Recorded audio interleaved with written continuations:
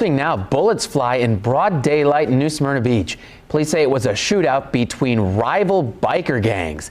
It was just after 1 in the afternoon at a busy racetrack gas station in New Smyrna Beach on March 8, 2025. What started as a clash between two rival motorcycle clubs exploded into gunfire. Shoppers and bikers scattered for cover as bullets ripped through the parking lot. When the chaos ended, 2 people had been shot, though both survived. What followed was unlike anything Florida's Bike Week crowd had ever seen. In the months after that brawl, federal agents and local deputies launched a sweeping crackdown that reached across several states. By July, 28 members of the Mongols motorcycle club were in custody, charged under Florida's aggravated rioting law, a tool rarely used in cases like this. And this story is far from over.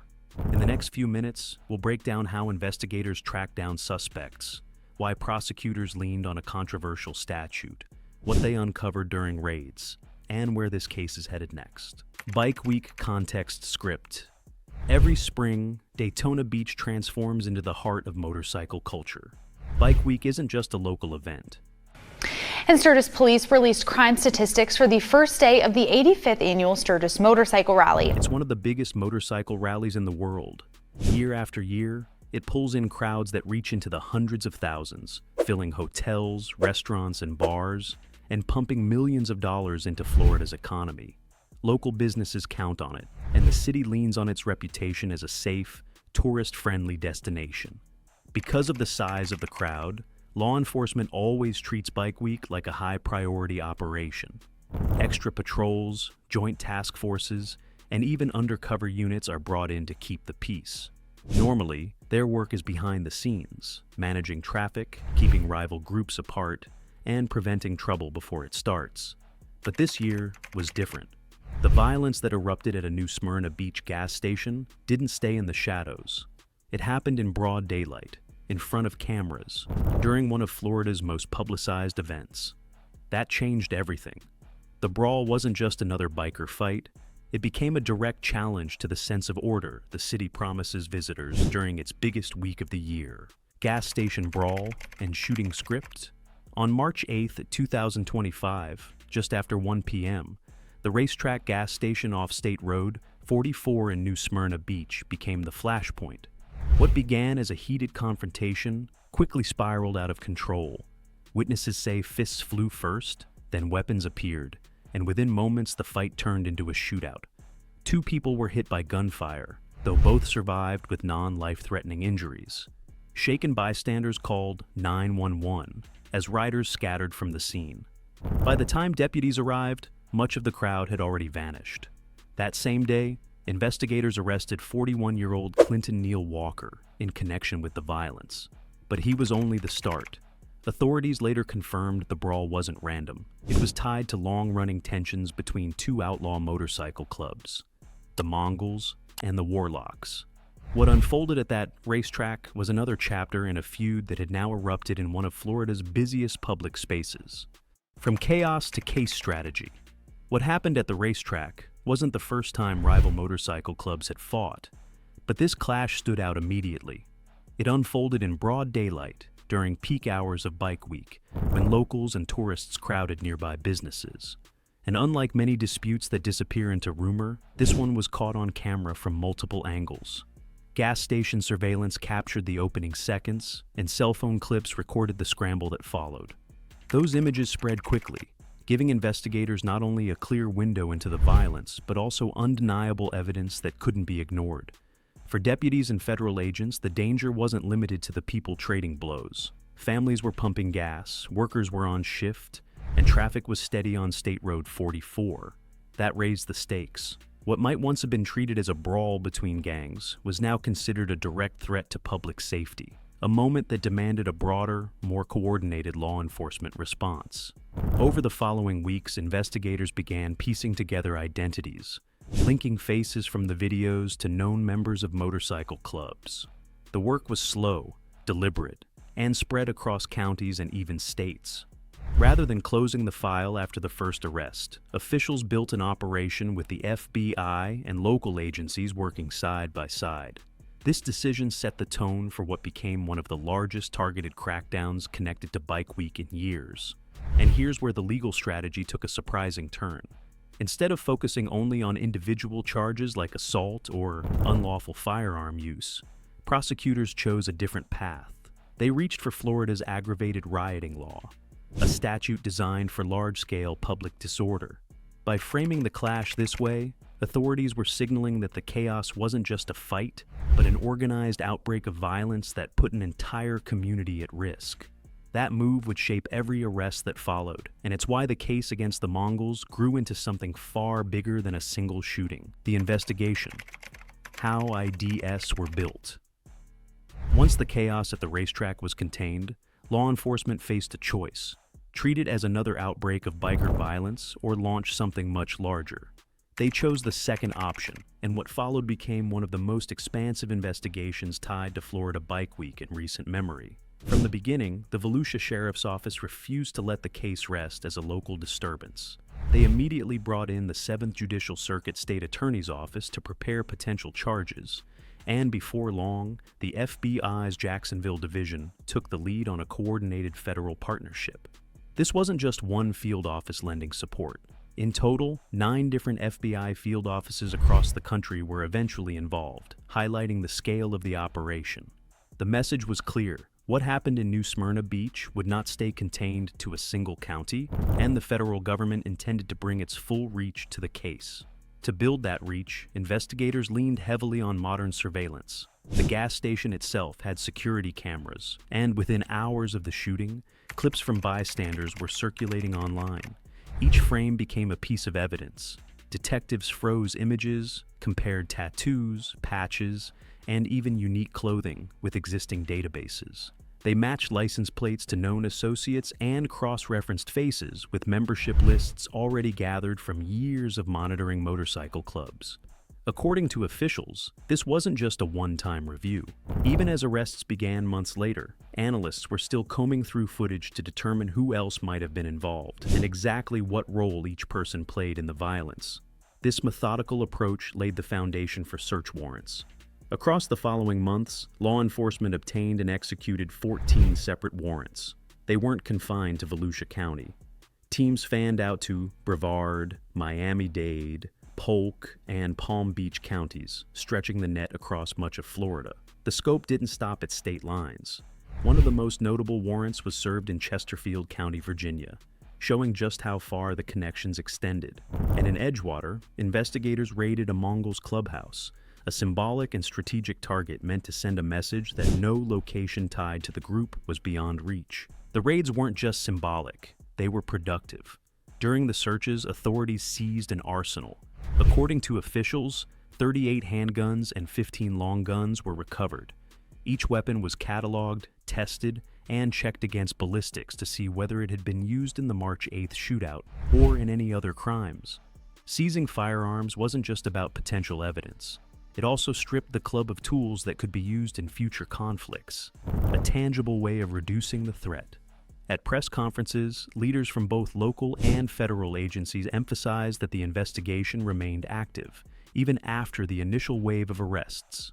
Sheriff Mike Chitwood described the review as ongoing, with more names and charges likely to follow. The FBI echoed that position, noting that their analysts continued to evaluate hours of video, still photographs, and physical evidence taken during the raids. In their words, the case wasn't closed, it was still unfolding. This patient, detail-heavy strategy was deliberate. Rather than rush to file a handful of charges, officials wanted to demonstrate control, build airtight cases, and show the community that violence during Bike Week would be met with maximum force. For the Mongols, it meant that what started as a street fight at a gas station escalated into a federal spotlight and a coordinated multi-state crackdown. For investigators, it was proof that combining surveillance technology, broad jurisdiction and persistence could unravel even the most chaotic public clash. By midsummer, with evidence stacked and warrants served, Best thing you ever expect if you ever go to a gas station. I mean, if you were sent us this video on Facebook, and you can see the moments right here, a fight breaks out, and he just thinks it's just a fight, but then when those gunshot rings out, that is when things get scary. He runs. the stage was set for the sweeping arrests that came to be known as Operation Mongolian Beef. And when those arrests landed, the message was clear. The gas station brawl hadn't just triggered a police response, it had unleashed one of the most aggressive anti-gang operations in recent Florida history. Operation Mongolian Beef. By midsummer, the investigation was ready to move from surveillance and warrants into action. On July 2, 2025, law enforcement launched what they called Operation Mongolian Beef, a coordinated sweep designed to bring the case to its first major climax. That morning, teams across Florida and beyond moved in at once. According to federal and local officials, police arrested at least 23 people during the Mongols motorcycle club's 28 members of the Mongols motorcycle club were taken into custody during the raids. In addition to those arrests, authorities announced that 3 more arrest warrants were still outstanding, meaning the dragnet was not yet complete. The scale of the sweep made headlines immediately. This wasn't a handful of defendants, it was nearly 30 people tied together under a single charge, accused of turning a public gathering into a violent riot. The central charge was aggravated rioting, directly tied to the events of March 8th at the racetrack in New Smyrna Beach. Prosecutors argued that the violent clash between Mongols and warlocks wasn't simply a brawl, but an act that endangered innocent people and escalated to gunfire in a crowded public space. Both the FBI and the Volusia Sheriff's Office released the names of those charged, listing defendants from multiple counties and states. For the public record, that complete list remains available in official releases. But the larger point was unmistakable. The authorities wanted everyone to see just how many people were being held accountable for a single day of Bike Week violence. At the press conference announcing the results, some of Florida's most prominent law enforcement leaders shared the stage. Sheriff Mike Chitwood, the loudest voice from the start, spoke forcefully about the danger posed when outlaw motorcycle gangs turn their disputes into public shootouts. State Attorney R.J. Larissa outlined how the law would be applied, emphasizing the seriousness of the aggravated rioting statute. From the federal side, Jason Carley, the special agent in charge of the FBI's Jacksonville field office, underscored the Bureau's commitment to backing local partners in tackling violent crime.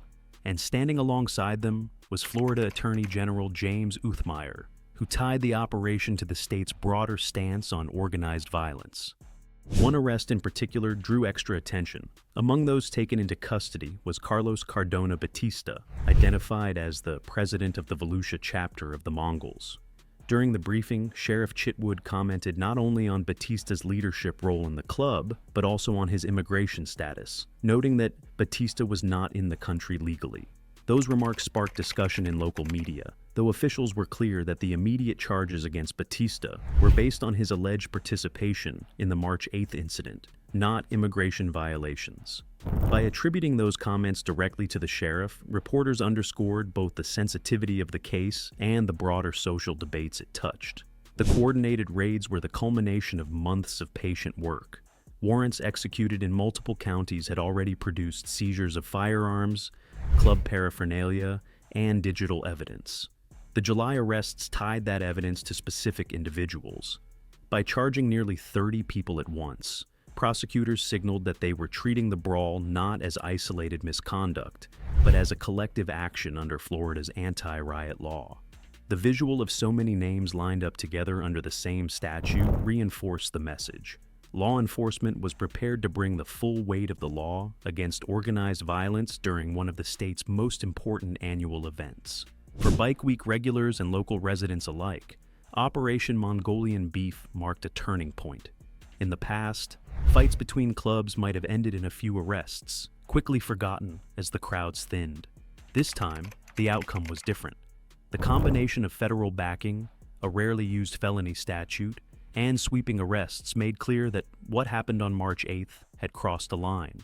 The authorities wanted to make an example, showing that biker wars spilling into public spaces would not be tolerated in Volusia County or anywhere else in Florida. And yet, even as the 28 defendants were processed and prepared for their first court appearances, officials reminded the public that the case wasn't finished.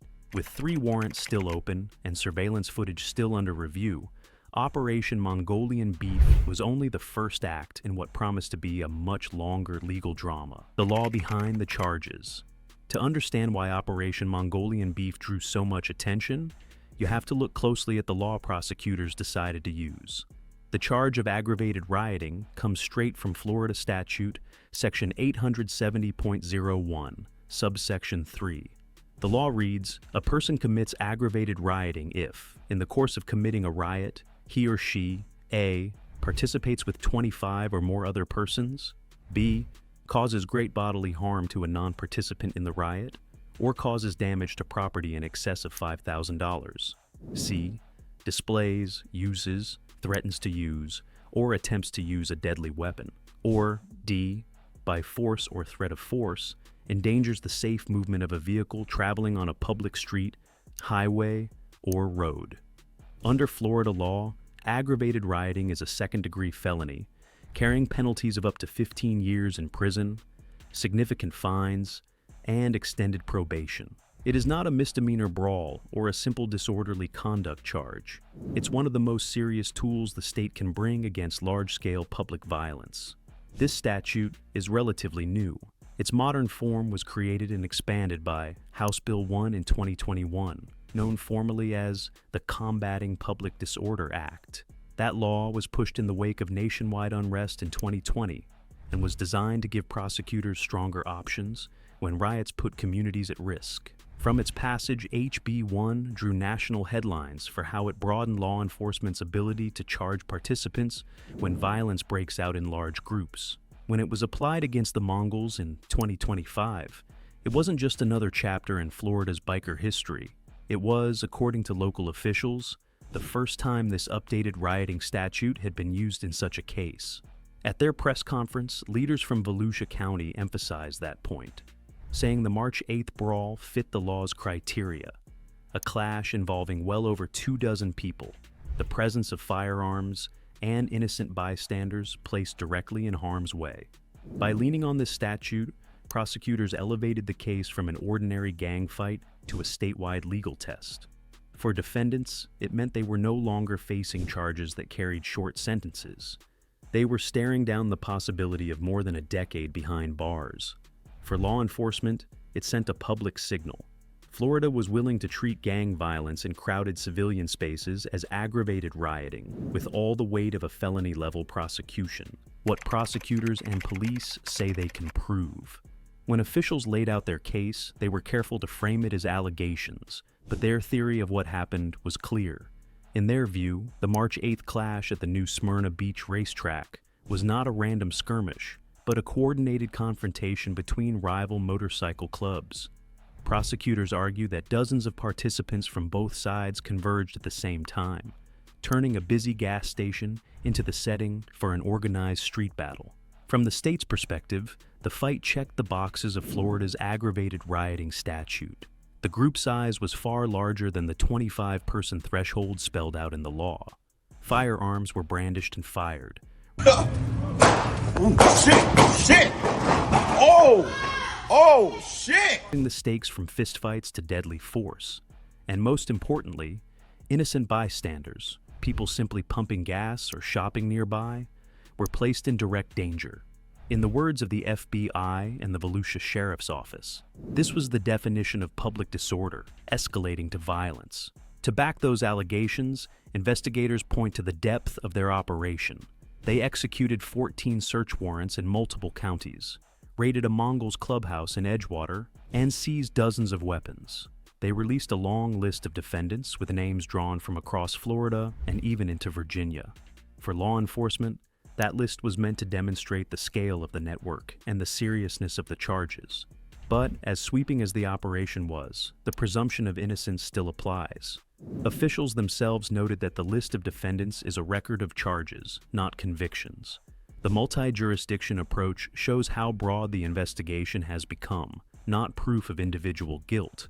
Each person arrested will have the chance to challenge the evidence in court, and prosecutors will need to show that the events of March 8th truly meet the strict requirements of aggravated rioting under Florida law.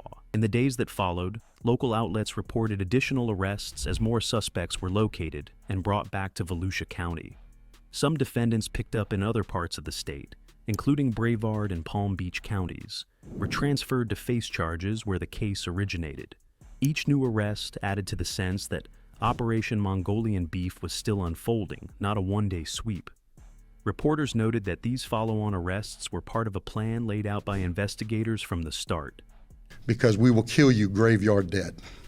We're not going to play. At the press conference, officials had explained that 3 arrest warrants were still outstanding and that teams were actively working to close those gaps. True to their word, law enforcement kept moving in the days after the first headlines. Meanwhile, agencies emphasized that the investigation itself was not closed. The FBI and the Volusia Sheriff's Office said they continue to review surveillance footage, photographs, and physical evidence recovered during raids. They left open the possibility that more charges could be filed as analysts pieced together exactly who did what in the March 8th brawl. For the community, that meant the story of the gas station melee and its consequences was still being written. Operation Mongolian beef. They didn't just describe arrests, they described a message. Nearly 30 defendants taken in one sweep, warrants stretching from Volusia to Virginia, and federal agents joining county deputies side by side made this operation unlike the usual biker crackdown. It was sweeping in scale and heavy in symbolism. The charge itself added weight. Using aggravated rioting against an outlaw motorcycle club was rare, and officials made sure the public knew it. Sheriff Mike Chitwood said the goal was to keep families safe at one of Florida's most crowded public events. State Attorney R.J. Larissa stressed that violence in front of innocent people would be prosecuted with the strongest laws available. And FBI Jacksonville echoed the point in their release, framing the crackdown as part of a broader push against violent crime. Together, their statements signaled that the March 8th shootout wasn't just a local disturbance. It was a turning point in how law enforcement intended to deal with gang violence during Bike Week.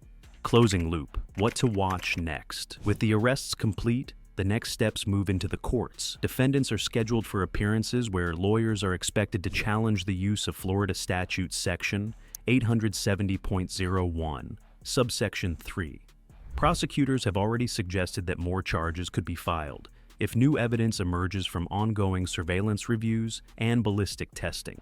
But the outcomes will be decided in the courtroom, not in press conferences. What remains constant is the presumption of innocence. Every individual arrested is entitled to a full defense, and none are guilty unless proven so in court. As the legal process continues, the record rests on official releases from the FBI, the Volusia Sheriff's Office, the 7th Judicial Circuit State Attorney, and the statements made on the record at the July 2nd briefing. And so, the racetrack clash that began as an 8-minute burst of violence now moves into a long legal chapter, one that will test new laws, challenge defense teams, and keep Bike Week under a spotlight for years to come.